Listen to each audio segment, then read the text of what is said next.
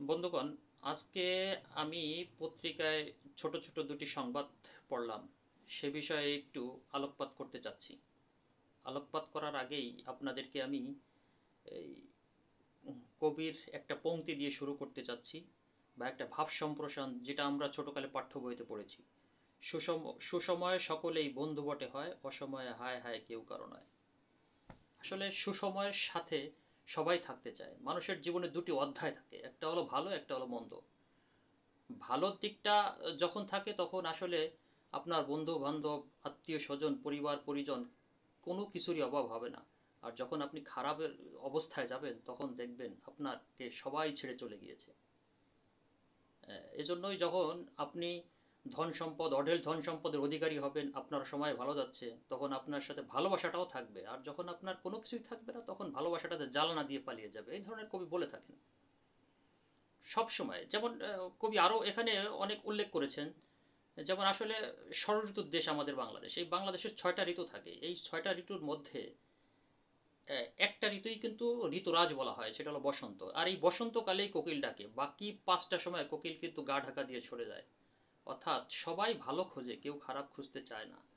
ভালোর দিকেই সবাই আকৃষ্ট হয়, আর খারাপকে পিছনে ফেলে দিতে চায়। কিন্তু যদি কেউ বিপদে পড়ে যায় তার সাথে আসলে কেউ থাকতে চায় না, ভালোর দিকে আস্তে আস্তে সে ধাবিত হয়। আসলে দুটি খবরটা আপনাদের সামনে উল্লেখ করছি, সেটা হলো একটা বিষয়। এবং এই এই 24 সালের আগস্টের পরে দুটি ঘটনা কিন্তু পৃথিবীতে ঘটে গিয়েছে। একটি হলো বাংলাদেশে, যেটা সরকার ব্যাপকভাবে পরিবর্তন হয়েছে। আর আরেকটা হলো আপনার সিরিয়ার মধ্যে, যিনি বাশার আল আসাদ, দুর্দান্ত প্রতাপের সাথে যিনি রাষ্ট্র পরিচালনা করেছেন, তার বাবাও একসময় রাষ্ট্র পরিচালনা করেছেন। এবং তার বাবা এবং ছেলেকে মিলে বলা হয় যে 53 বছরের দুর্দান্ত প্রতাপের সাথে তারা রাষ্ট্র প্রচারণা করেছেন, পরিচালনা করেছেন। যা হোক, বিষয়টা একটু ছোট্ট একটু কথা, সেটা হলো যে বাশার আল আসাদ এখন নির্বাসিত হয়ে আছেন রাশিয়ার মধ্যে। আর তার ওয়াইফ আছেন যার নাম আসমা। তাদের বিবাহ বন্ধনে আবদ্ধ হয় 2000 সালে। তার আজকে যেটা পত্রিকায় পড়লাম, এখন উনি রাশিয়াতে যেহেতু নির্বাসিত অবস্থায় আছেন, এখন আর তার সাথে তার ওয়াইফ, অর্থাৎ তার স্ত্রী, থাকতে চাচ্ছেন না। সে চলে যেতে যেতে চাচ্ছেন ব্রিটিশে বা অন্য কোথাও চলে যেতে চাচ্ছেন, বাশারকে ওখানে ফেলে রেখে। তার 3টে সন্তানও আছে। তো এই জন্যই বললাম যে বাশারের যখন সুসময় ছিল তখন তিনি ছিলেন, আর এখন দুঃসময়, তখন কিন্তু সে বাশার আল আসাদের সাথে থাকতে চাচ্ছেন। তেমনি আর একটা ঘটনা পড়লাম, সেটা হলো বিগত সময়ে হাসিনা সরকারের অনেক সাথে অনেক সাথী সঙ্গী ছিলেন, যারা তার সুসময়ে ছিলেন এবং তার ভালোর দিকের সবসময় ভাগ বটোয়ারা সব কিছুই মানে করেছেন। তেমনি একজন ব্যক্তি, জনাব মাহিবি চৌধুরী, আজকে তিনি সংবাদ সম্মেলন করে